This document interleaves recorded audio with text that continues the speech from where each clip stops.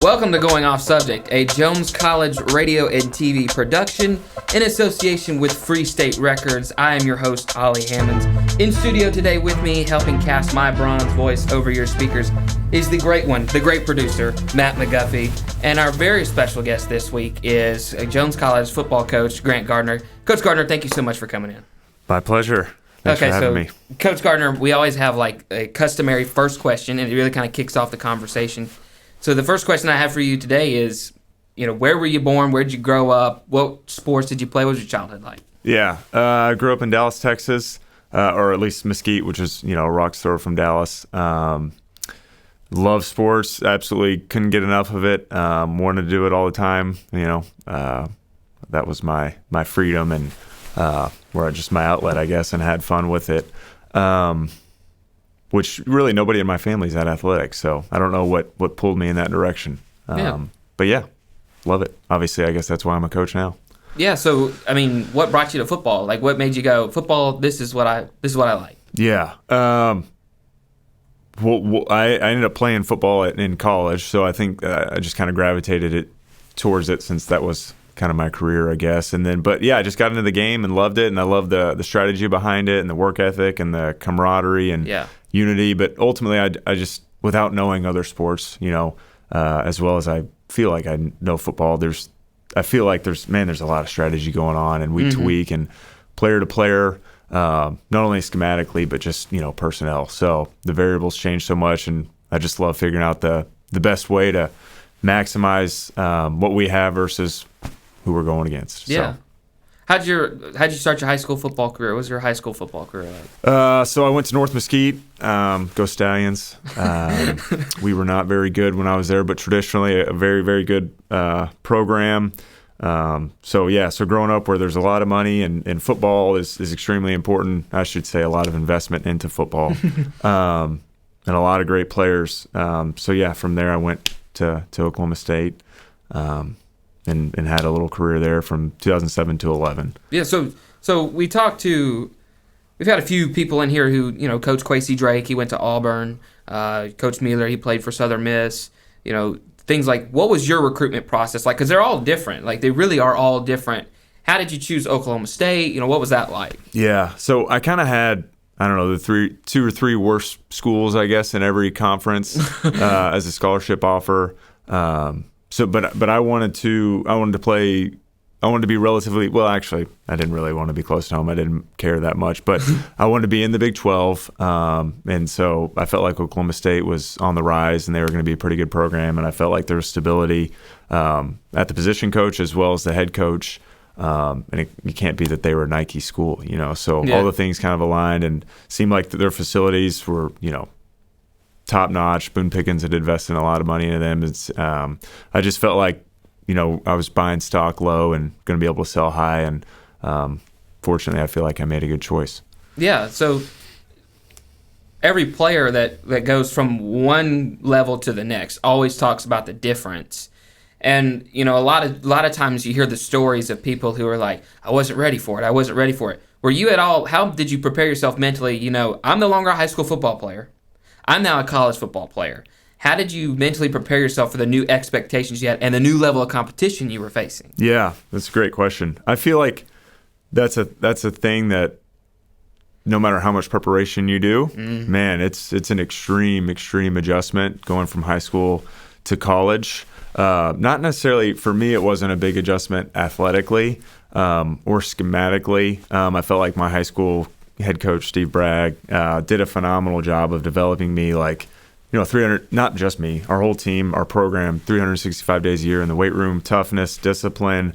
Did a phenomenal job. So I felt like going into it, there wasn't anything that was overwhelming learning wise or athletically or competition, but man, you just talk about being away from home for the first time. That was hard.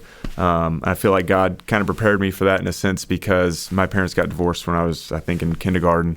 So I was kind of always used to not being somewhere, whether it was at my mom's, wanted to be with my dad, or with my dad, I wanted to be with my mom. So kind of used to that. But man, just every day, no matter you're trying to do your best, and it's not good enough. Yeah. And you can't get away from it. So you just, speaking in college, it's like every day you got to show up, you got to work. If you don't do your best, you're going to get embarrassed. And it's just the constant pressure to perform, mentally, physically. Wow, what a grind! It's a hard time to adjust to. But once you do, man, absolutely, I loved it. Loved Oklahoma State. Loved my teammates. But yeah, that first year or two, man, I wanted to quit. Never was going to, but God, this is hard. Yeah, this is hard. Yeah. Well, you had some people in the coaching staff that could help. Some people might not know who your coaches were. So would you mind giving us a rundown of who your coaches were at Oklahoma State? Yeah, I played for Mike Gundy. Oh, wow. Mullet man. I inspired him to have the mullet. Me. That's right, yeah. What's interesting about that rant was that came after a win. So. But yeah, man, played for Coach Gundy. I played for Joe Wickline. He was my offensive line coach, really well respected in the profession, did a phenomenal job. Best flat top you've ever seen. Man, he was a very demanding coach in a lot of ways, physically, emotionally, in any aspect you can think of. But one thing I really appreciate, especially the further I get away from Oklahoma State, is at the time I'm there, and I think, there's unity, there's toughness, there's discipline, there's structure. Coach Gundy says something, and that's what we're going to do no matter what. And he could care less who you are. You're going to fall in line or you're out of there. You're very replaceable. And so that's just kind of how I cut my teeth, I guess, growing up in the football world. It's like you're going to do what you're supposed to no matter what. And if you don't like it, there's the door. And I feel like the further I've got away from Oklahoma State and the different places I've been, the more I realize that is not the norm. Yeah, and you could see how that would help because a lot of when you hear strife in the locker room, it's always when players are valued, or seem to be, to other players, valued more than others.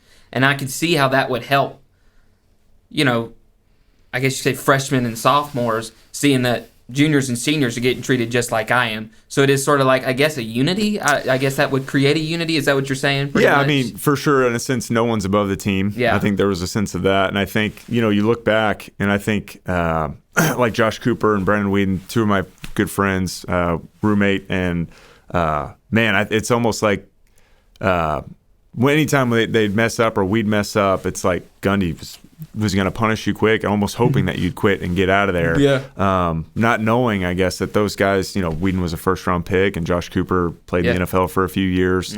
Great players. But it didn't matter. It didn't matter. You were a Cowboy. That's right. You weren't an NFL draft pick yet. Yeah. So here's another thing that I got to ask you. You look at offensive linemen, they're big dudes. They're big dudes. I look at you. You're not a big dude anymore. You're tall, but you ain't that like. Talk about the difference. Well, I'm pretty ripped, Yeah. I mean, I am too as well. But talk about the workouts that you went through to get to that, to get to offensive line weight. Like, what is the difference that you see in a running back as compared to an offensive line player? The workouts that you go through. Yeah.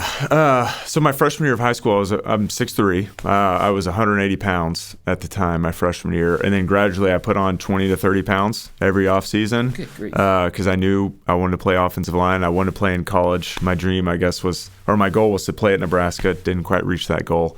So I loved basketball growing up. Loved it. It's probably my favorite sport to play. But I realized, my future wasn't in basketball being 6'3". And so, I committed to the weight room, to eating. I mean, I'd literally eat 2 meals every dinner. My lunch was ginormous. It was in a lunch bag.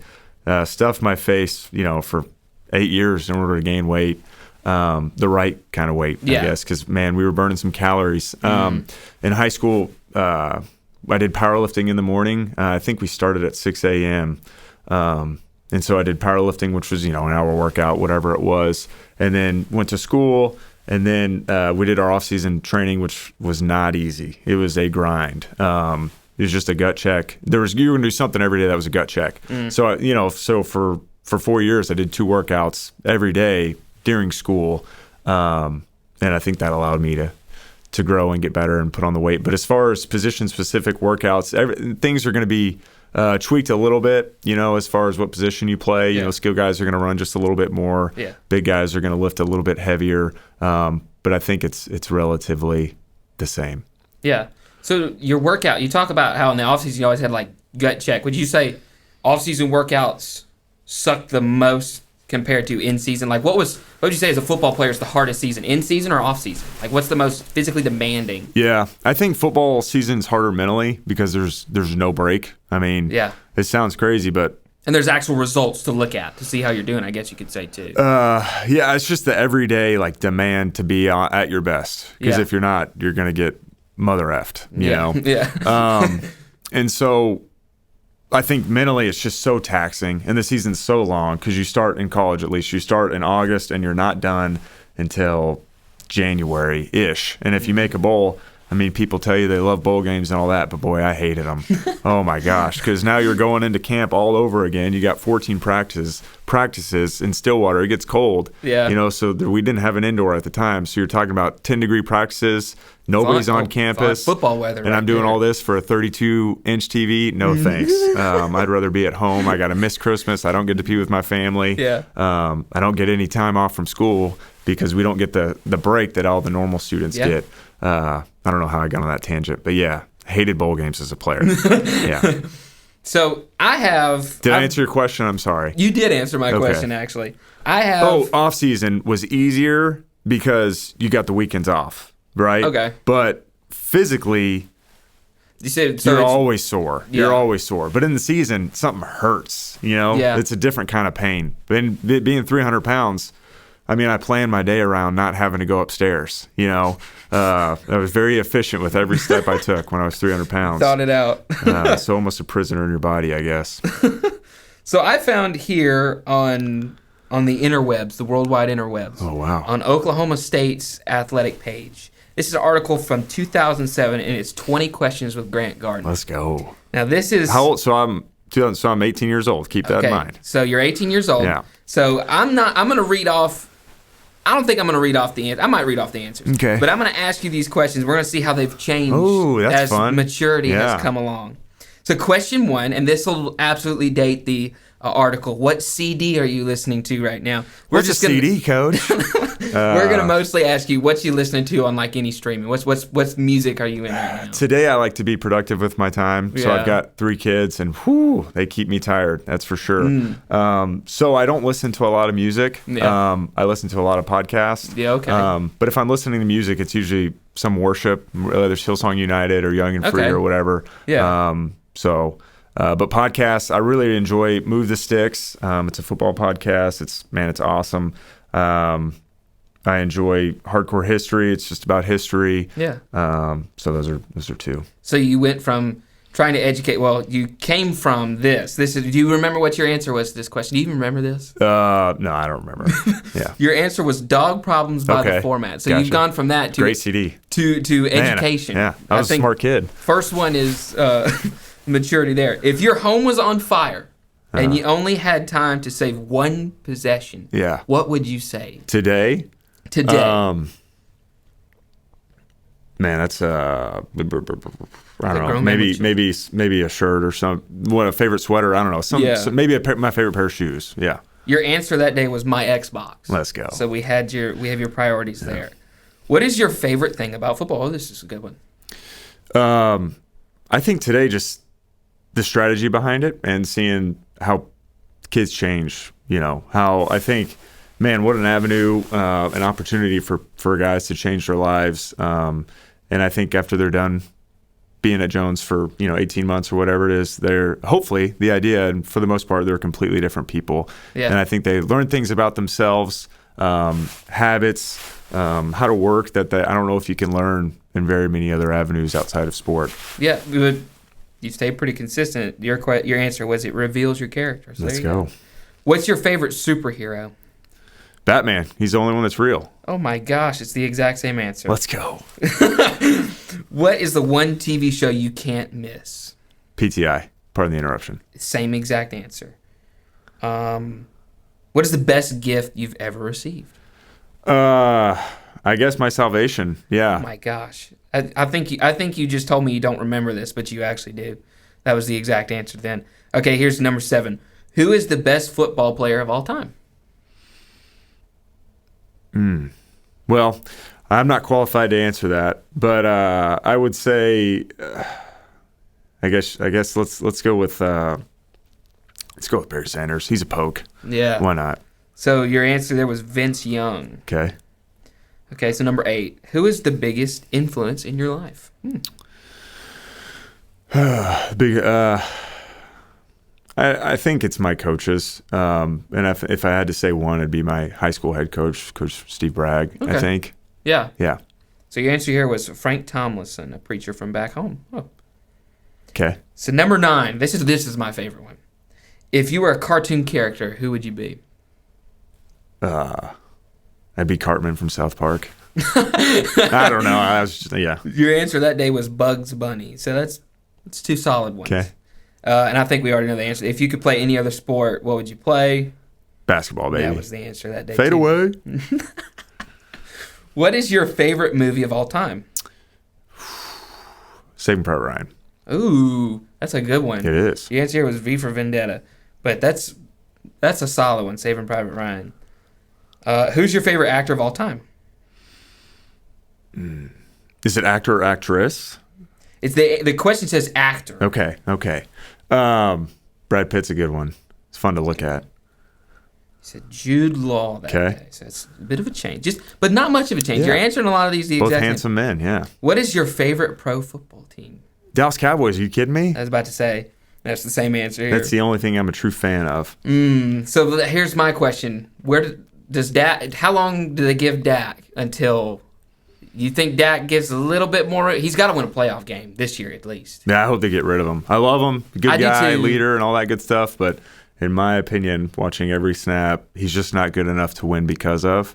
You can win with him, but not because of him. Yeah. And since we're paying him all that money, man, you just can't do it. I also feel like you see, I hate the term system quarterback because that's what you want. You want a quarterback who's good in your system. Sure. I don't know if he fits in that system all that well. I don't know if he fits any system all that well. I mean, he's just an average Maybe player. he needs to go back to Mississippi State. What is your Hail favorite? What is your favorite restaurant? Some Mexican food. Glorious. That'd be my, yeah. Okay. Your answer was Benihana. Oh. What is your favorite thing on their menu? Probably some enchiladas. Some enchilada. Oh, enchilada's solid. Like I have like an order at every Mexican restaurant. I look for the same thing, and it's a chicken chimichanga. You can't go wrong with chimichanga. You a fried cannot. burrito and meat. No, Let's go. I mean that's like that's like my dream. You said the teriyaki steak. Oof, good Okay. choice. 18-year-old Grant. What is your biggest fear? And this is back when you play, but what's your biggest fear now? Oh man. I would say losing one of my kids. Yeah, one of my kids dying. That's for sure, man. That'll bring a tear to my eye for sure. And wow. Yours that day might not have been that deep. It was suffering an injury. Okay. I mean, that's still a pretty big fear of a college athlete. What is the one word that you would use to describe yourself? Calculated. Ooh, your answer that day was positive. So it's changed a little bit there. So number 18 is, what's your least favorite food? Pretzels. Pretzels? Really? Oh, what's the hate for the pretzels? I don't know. It's just the way God made me, I guess. They just don't the taste pretzels. good. That day it was fish. I'm not a big fish fan. Not a big fish guy, but I do love some fried fish. So Oh, yeah. Well, yeah, I guess you could say. So number 19 was, what would your Sports Center highlight be? So what would be like the one thing you'd want to be highlighted for on Sports Center? yeah, just I guess doing a great block and springing a big run. That was the answer that day too. All right, so the question then was, what was your favorite thing about OSU football so far? What was your favorite thing throughout the whole, looking back now, what was your favorite part of the process of being at OSU? Man, I think just the grind and the people that I did it with. Special time. We won a whole lot of games. I love those guys. And I think there's a bond that was created, through the fire that was forged. And it's like, man, that's special. And if any of those guys called me, I'd be there at a whim. So I think it's just a common struggle and just doing it with them. Yeah. So, yeah. Your answer that day was the food. Oh, it's great food. Yeah. Great food. Stays the same. Yeah. So one coach I do want to ask you about that's very mainstream now as well that you got to play under is Todd Monken. Uh-huh. So, you watch offenses that Todd Monken's over are very efficient, very good offenses. So talk about having Todd Monken as an offensive coordinator at the time. Yeah, he came in my senior year, and we were really, really good my junior year. I think we were second in the nation in offense, and he came in. I think my senior year we were first or second in the nation as well as offense. So the player-coach relationship, he was a lot of fun. I mean, I was established at that point in my career, so I really didn't self-motivated, intrinsically motivated, didn't really mess things up very often, or need to be prodded in any certain direction. So I was really just letting loose and having fun and playing free, I guess. And he was a really good personality to mess with, and as long as you're executing, I think he was fun to banter back and forth with for sure. But he. And then I was fortunate enough to go and coach for him as a graduate assistant at Southern Miss. Wow, what a special opportunity I got to work for him. Learned an unbelievable amount in the 2 years I was with him. I reflect on those times all frequently of how much I learned and what a great football coach he is. Just so smart, understands the game, gets it. I think smart, but doesn't make things hard. And ultimately, I'd say the number one thing I learned from him was when the players mess up, it's not their fault. It's always the coach's fault. It's always my fault when the left guard has a missed assignment.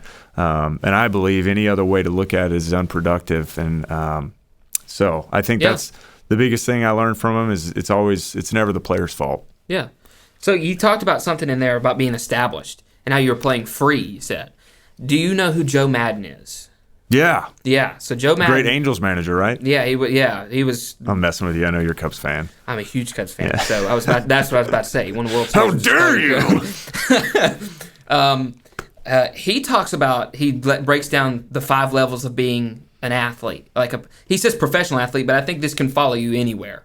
And he talks about the differences in a player trying to survive and a player that's finally says mentally, and there is a moment where the player has to say it themselves, I've made it, I'm here. Yeah. And he says, I can see the difference in a player that goes from survival mode, just trying to be, then switching into, I'm here, this is who I am, I don't need to worry about anything else than my production. I don't need to worry about impressing other people, I need to worry about my production. Did you feel that moment at Oklahoma State? Yeah, I think there was a switch for me. I think the spring going into I guess it would have been 4th year when I knew ultimately I was behind a 3-year starter and a 4-year starter at center.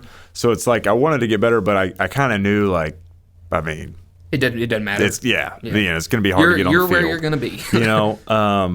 And so I felt like, all right, this is my job to take. I'm going to go take it, and I'm a really good player.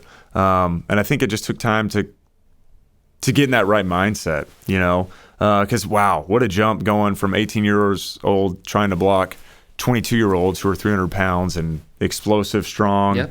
I mean, so I think I was confident within my ability and my assignment. And I think, there was some adversity that I don't know whether it was intentionally or unintentionally that the offensive line coach kind of put me through that I really had to grind through it and show no, I'm the guy. You gotta put me in there, coach. Yeah. So you were not drafted, but you were a free agent and you entered the NFL. Yeah. So talk about the process of becoming an NFL athlete. Yeah. And how that was like. Yeah. So I was a free agent. I signed with the Redskins 2012. So that was RG3's rookie year, and Kirk Cousins drafted in the same class. And wow. So my senior year of college, Oklahoma State, I had a high ankle sprain, and holy goodness, that is a terrible injury. I mean, I really didn't heal from it all the way, even a year later. So I know that had some impact on my performance with the Redskins. And then also, man, just this sounds simplistic, but my whole career at Oklahoma State, we were shotgun, so I had never been under center. And then all of a sudden now I'm in the NFL and trying to snap under center. And so there was some serious difficulties doing that. It's like, and I felt like, just something as simple as a snap. So, and wow, you talk about the NFL and college football. That jump. Yeah, I thought it was just an extreme jump because you're just looking at grown men who they know this is the only way they can, not the only way, this is how they feed their family. So you just talk about professional bad dudes who physically are just different. They're the 1% of the 1%. Yeah. And then mentally, most of them are different. They're the 1% of the 1%. I'll tell you, my rookie year when it was just eye-opening to me, London Fletcher, at this time, he was like this was like his 15th, 17th year in the NFL. So he was an undersized linebacker, really good player, but he's, 40 years old, however old he is, 38, I don't know. Robert Griffin comes into the league, world-class speed, it's documented, super fast. He runs a naked, which, play action, keeps the ball. He's out in space. There is nobody within 20, 25 yards of him. I mean, so in college, he's going to run for 30 yards, whatever it may be. And then all of a sudden, London Fletcher, in practice, chases him down from nowhere, and Robert Griffin gets 2 yards. And that's when I was just like, wow, this is a different game. These guys are serious, and it's all about performance. Yeah.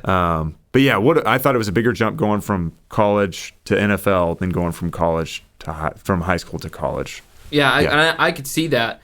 One thing you mentioned there is the difficulty of a snap. So offensive line, they're the trenches, right? You guys don't get highlighted enough, honestly. Yeah.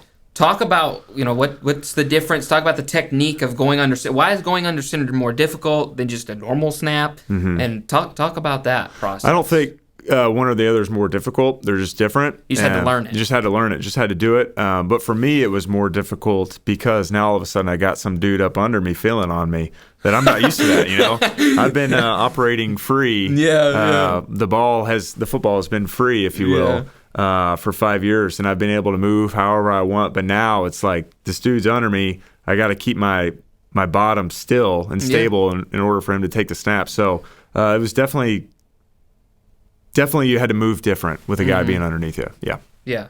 So, I mean, you dabble in the NFL. What made you go to coaching? Like, what was the moment whenever you said, I'm out of playing, I'm done playing, and I want to transition over to coaching? Because there's always that moment. I don't think it just happens. Yeah. So I was married at the time. Me and Bailey got married my senior year of college. And so it was hard. It was hard to be apart from her. She was in Dallas. Yeah. I was in Virginia. And then I went and played in the UFL in Sacramento. So I was there for 6 weeks or whatever. And so we were apart then as well. And then training for the draft, I was actually back in Dallas living with her parents, and she was still in Stillwater teaching. So for our first year of the marriage, we, kind of lived together for 4 months or 6 months, whatever it was. And then we were apart for 6 months off and on. And so there was definitely some stress there, just newlyweds and 22-year-olds just figuring that stuff out. So emotionally, I was after I got cut from the Redskins, after I played in the UFL, emotionally I was kind of like ready for some stability in my life. And so I think this was definitely a gift from God. I can remember vividly. I was taking a shower, and I'd already kind of started losing weight because I was, like we talked about before, I was kind of done being 300 pounds. So I take a shower, and I just remember, like, God, thank you for this ride that I've been on. This was awesome. Like, I felt like in my heart I was good enough to play in the NFL if I had the opportunity. That's to say, if I had the time to develop. And I was just thinking, like, this didn't work out. I'm gonna move on, and I'm gonna go coach because I just didn't want to be in the same situation I was in trying to chase the NFL a year later. Being apart from my wife, stability and all those things. And then, so as I get out of the shower, the Kansas City Chiefs call, and they say, hey, we want to come and bring you in for a tryout. And I'm like, well, I'm already 275. Do you still want me to come? They're like, no, you're good. Just hang out at home. So I felt like that was just kind of a God, winking at me and saying, I got you. I've got you. You're at peace. This is the right decision. So I don't know. Yeah. What was your first coaching job? I GA'd at Southern Miss for 2 years, and then GA'd for Todd Monken and Luke Meadows. He was the O-line coach there, phenomenal coach. Wow, he's probably the second best coach I've ever been around. And then I went and GA'd at SMU in 15 under Chad Morris his first year, and then came to Jones. So how did your relationship with Coach Buckley have? Because we were talking about this before the podcast. You've been here for 8 years. Buckley's been here for 8. You were one of Buckley's first hires. How did that relationship start up? Yeah, we met at Southern Miss, so he was on the holdover staff, I guess, when Monk got there, and so I worked with Coach Buckley for a year at Southern Miss, and then so that's kind of where I met him. Yeah. So how did you? I mean, talk about the process of getting hired here. I mean, how did that whole thing go down? Did he call you up and be like, "Hey, how did that go?" Yeah, I think there was another offensive line coach that he had originally hired, and then that guy got another job. Yeah. And then so he called me, and I was like, "Yeah, let's do it. Love to work for you." Yeah. So you know how to. You've coached at D1. You've coached places like Southern Miss, and that it's very. I mean, it's obvious a JUCO is different than a D1, but talk about the main differences that you see in kids that come here than you do kids that go to somewhere like or you as a player. You went to OSU. I mean, and I know I'm getting long-winded here with the question, but I talked with Coach Quasey Drake about that. I said, you and him did what they're wanting to do. You guys went and played at 4 universities. How do you impart your wisdom on young guys that are here? Like, this is how you become a university athlete. Yeah. I think the biggest difference is the guys that we get are underdeveloped in an area, and it's not always the same area, whatever it is, whether it's academically or athletically or just socially, kind of like the way they act, maturity. So I think they're not the finished product, right? So at the Division I level, it's like for the most part they're the finished product. You just got to refine it and shape it. Where here it's like you've got to completely that's a good point. Rewire their way of thinking, I guess. Yeah. Yeah.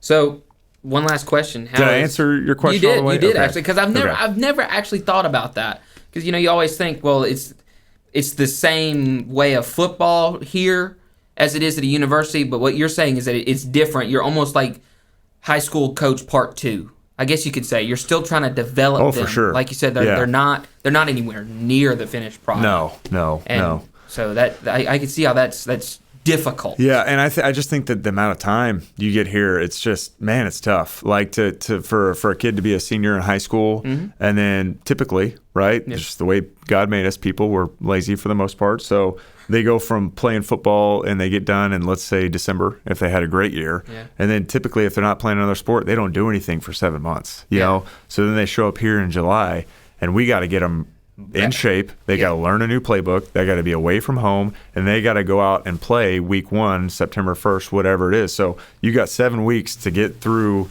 you got to get them up to speed emotionally, physically, because it's playbook. Me and Buckley talked about this too. It's not a lesser league. Like, it might be a JUCO, but this is a really good JUCO league that they're playing in. Yeah, it's really good football. So is that like a difficult thing too to get them mentally? Hey, you are not playing high school part 2. You are playing college football right now. Yeah, it's a huge jump. And the difference is like here, we have to win with our freshmen. Whereas at Oklahoma State or Auburn, the freshmen won't even touch the field until their 3rd year, roughly. So they got to come in and play. So, yeah, it definitely complicates things. Yeah, it's hard. You got to win in Wintersville, right? You better. You're out of here. Yes, sir. Yes, so that's the nature of the business. So last question I have for you. How has Jones impacted your life and your career in a positive way? Yeah, I think, being a GA, I never got to go out on the road and recruit. And so after being here at Jones, getting to go out on the road and recruit and seeing where a lot of these kids come from, and you're just like, wow, these kids, not their fault. They just don't have a chance at life, or I shouldn't say they don't have a chance. What I should say is they haven't been dealt the same cards for whatever reason, right? And so what an opportunity we have after seeing where these kids come from, and they have Jones as the vehicle to completely change their lives, their kids' lives, change their trajectory through football. Man, it's so powerful. It's motivating. And I think it really gives me a purpose to help these kids grow and develop. So I think that's the number one reason I love it at Jones, is because you're taking kids who don't have the best opportunity and allowing them, if they take advantage of the opportunity, to really, really change their lives. Yeah. Yeah. Well, Coach Gardner, thank you so much for coming in. We really appreciate your time. You've been a great interview. Awesome, man. I appreciate you.